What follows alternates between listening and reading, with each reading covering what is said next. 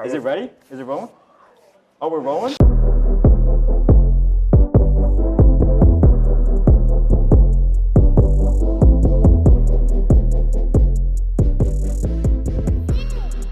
Episode of the Adam Wu Show.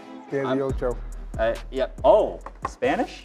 Okay, sí. Español. Sí. Hablas español? Sí. Sí, okay. Muy bien, muy bien. Me también, my pronunciation's not good. That's what I was always told. But I'm joined with Luke Yetten. How we doing?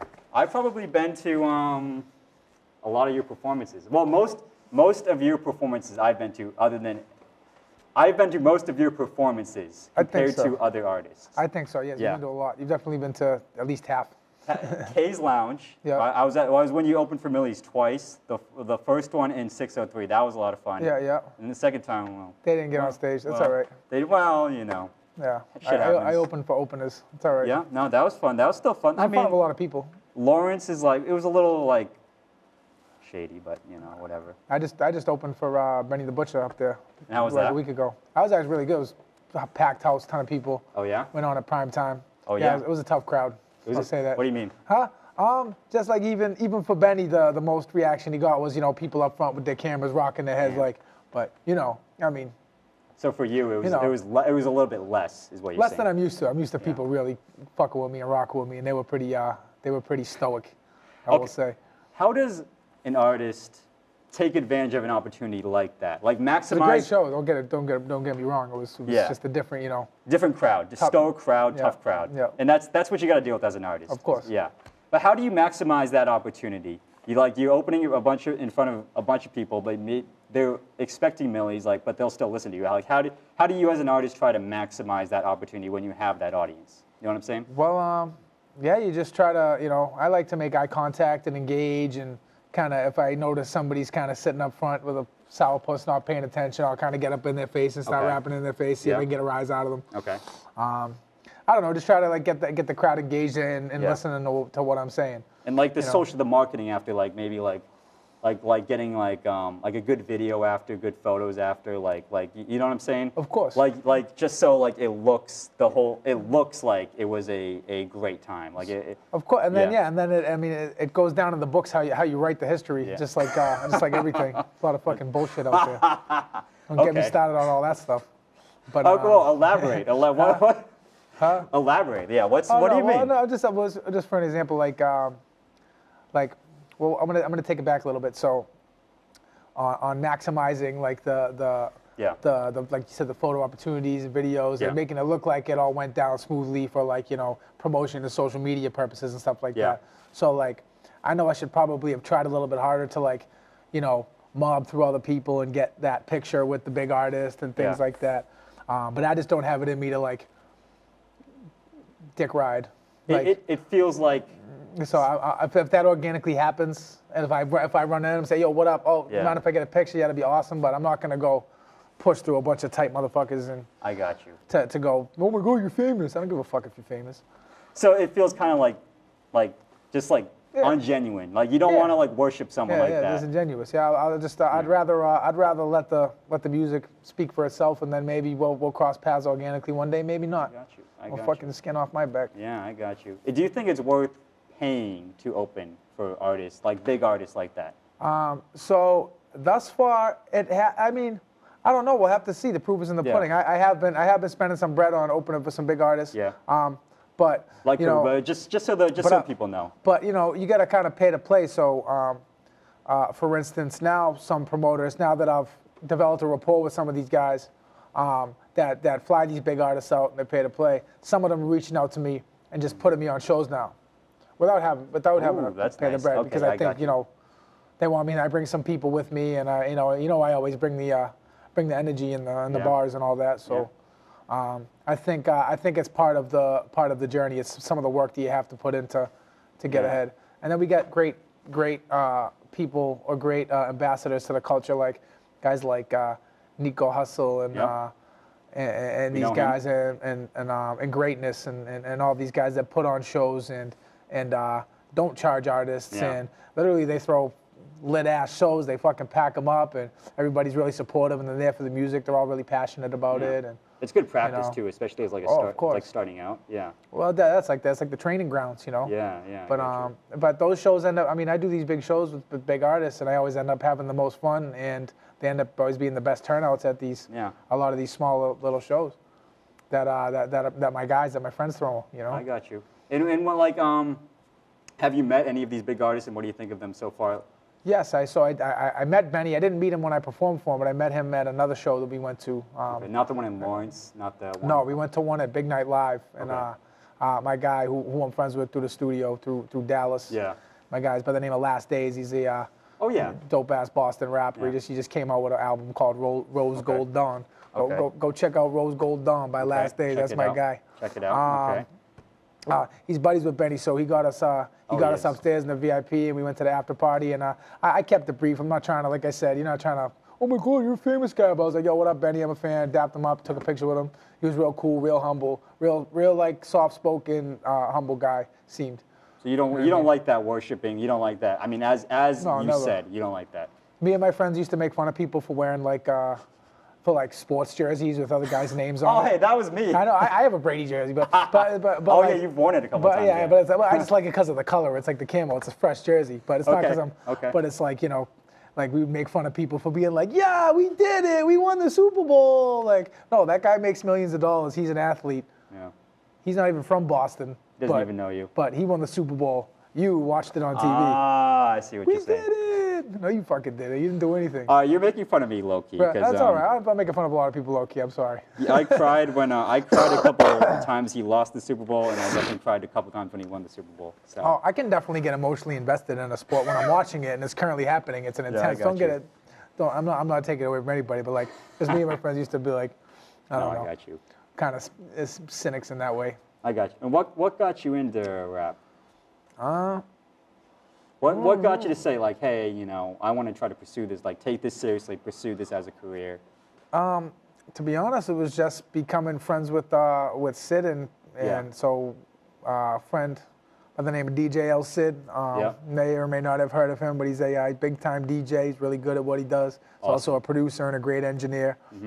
Records a lot of my music. But he asked me if I could do a little work in his house. He wanted to build a studio. Okay. So I built the studio, and he said he wanted to start getting into making beats and engineering. And I said, you know, I rap. And he's like, yeah, okay. And then I spelled a little something for him. He's like, oh, okay. And here we are, you know, a couple years later, but a ton of music out, and now I'm doing a ton of shows and events. And I mean, I can't imagine if I hadn't ever, you know, done this, what I'd be doing right now in my life. I feel like it would be void of any passion. Damn. Okay. No, I feel that, dude. Like, you know. I feel that, dude.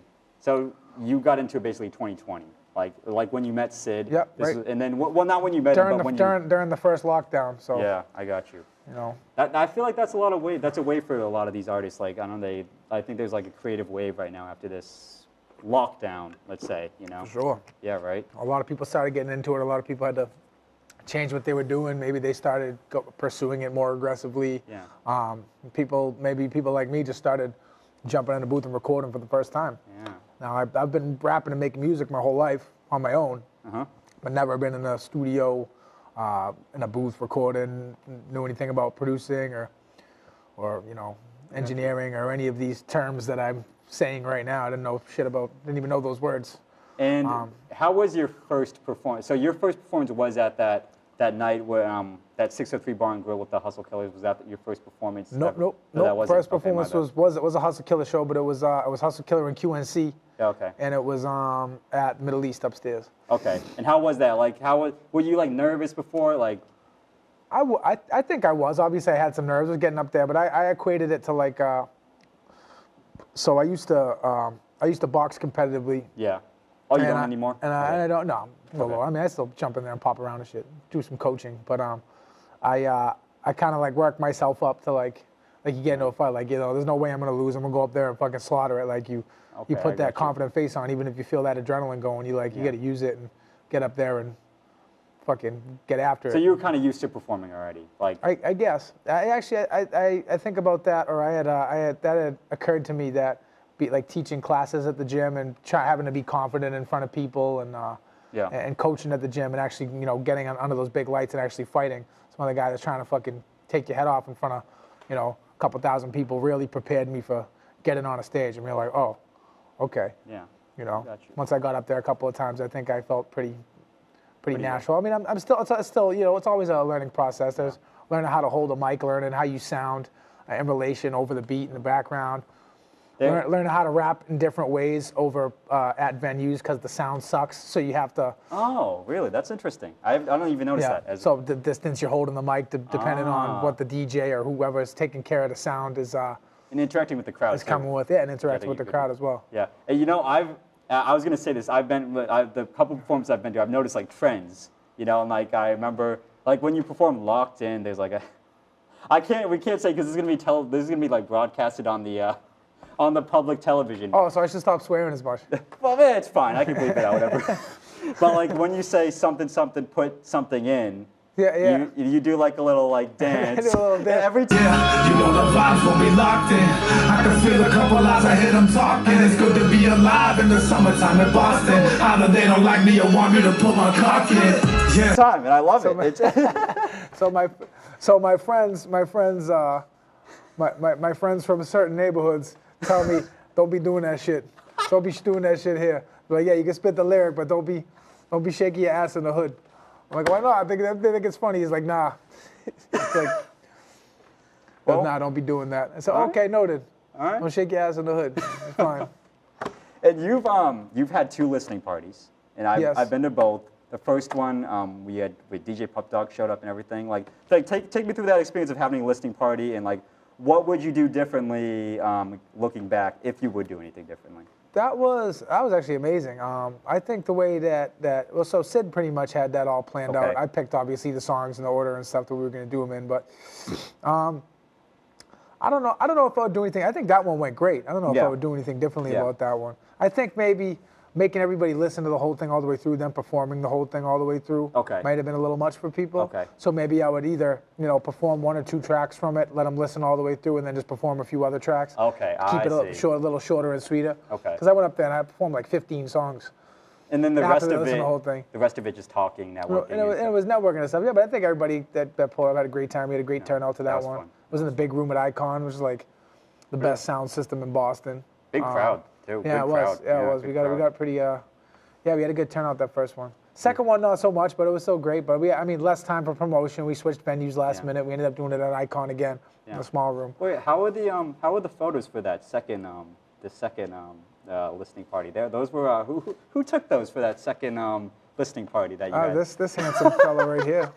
Yeah, they were great. I love them. I used a ton of those. Yeah, they were fantastic. No, I'm just kidding with you. Yeah, I've taken a lot of photos with you. Yeah, I've seen that. That's one of my favorite photos ever. I love that picture a lot. The lighting, I got the lighting perfect, everything, something. But yeah, everybody's looking handsome. Nobody's got like their eyes crossed or clothes or anything. Yeah, I know. And then the red look sticks out. But yeah, I like that photo a lot. I just wanted to plug myself real quick. And I've taken a lot of photos of you too, by the way. Very creative, talented guy here. Yeah, no, it's fun. I do notice the missing tooth though. Like in the future, I'm gonna Photoshop a tooth in. Okay. No, I have one. Sometimes I misplace it. I get new ones made. Oh yeah, I got a guy that makes them. Really? Yep. Because he owns it. So I used to. The first time I got it, the dentist upcharges them. They make them old, and they charge you like fucking $600 for the thing. Found a guy. That's what he does. Yep. So it's my boys. He's my boy owns a barbershop. The guys who, he actually bought the building, but the guys who owned the building previously, they still have their shop upstairs. Yeah. And it's like walking in, it's like a time machine walking into the 90s. They're up there with the little Dremels making teeth and dentures, and they got like a Newport 100 sticking out of their mouth. Oh, I got Couple old Turkish guys. They're awesome, though. So I go in there, and they take care of me. I'm not going to say how much. I'm not going to, listen. Can't be giving out the game like that, but. And then. If you need a flipper made, I got a guy, you know what I mean? Oh, references, a couple professional referrals. Good guy. I got you. And then last question before we do the freestyle. And I have the beat pulled up, by the way. Okay. It's up, okay? What kind of beat is it? It's called Strawberry Fields. I'll play it before you freestyle so you Strawberry Fields, that doesn't sound like my kind of beat, Adam. Yeah. You got to show versatility, Luke, okay? And then, but last question before that is, what do you see for the future of this Boston hip-hop scene? Going forward, we got some artists blown up. Are we growing together as a collective? Yeah, I see it blowing up. I see some guys making some big moves, like especially like my guy Tight, who actually I got a show coming up at K's on Friday. Okay. Okay. I'll be performing in a cipher with Neek Bucks, and Odats Ryder, who a couple of bigger rappers. We saw someone get robbed outside of that one. Remember that? That was fun. Yeah, that was fun. There was a no. Well, it's whatever. I'm just. There's been a couple of shows, been some shootouts outside, and. Oh really? Yeah. I won't get into that actually. That was memorable. That was fun. I mean, it was like very memorable and stuff. But sorry, it was a fun show. Yeah, that's all right. Well, you know what? Me and my friends keep our unit tight, and we're ready. So you got to move in a certain way in certain places, and that's all. You just got to keep your wits about you, and that there's shit that can go down like that. Yeah. I remember you offered to walk me back to my car. I was like, oh no, I'm good. And I had my camera around my. I was like, you sure? No, you made it. You all right? I did. I was like, but then when I was walking back, I was like, oh shit, I should have taken up Luke on that offer. But yeah, no, hey, worked out. I survived. Yep, my camera's still here, and yes. But you see, for the future, you Tight and all of them, like we're gonna grow as a hip hop scene, and like we're gonna have some artists, more artists that have more like worldwide presence and national presence. Sure. Even. Yeah. Well, yeah, this guy. So this dude Tight, he's got Neek Bucks and Odats Ryder coming to K's. So they have performances going on that night as well, but they're doing a cipher. So we're all gonna get on stage and spit like 32 bars to the same beat. Oh yeah. With all the artists, and they're gonna videotape the whole thing, and that'd be fun. Yeah, but I'm pretty sure they're gonna be sending it out. Hopefully, we'll see your boys planning on sticking out a little bit, I think. All right, awesome, awesome. All right. For more reasons than one. Okay, awesome. All right, you ready now? You ready for the freestyle? Let's go. Give me the beat. Give you the beat. Okay, well you can switch. You do have a switch. I will allow a switch. Allow a switch? Yeah. Okay. Because I'll see what you picked for me. Because you know how I like to rap.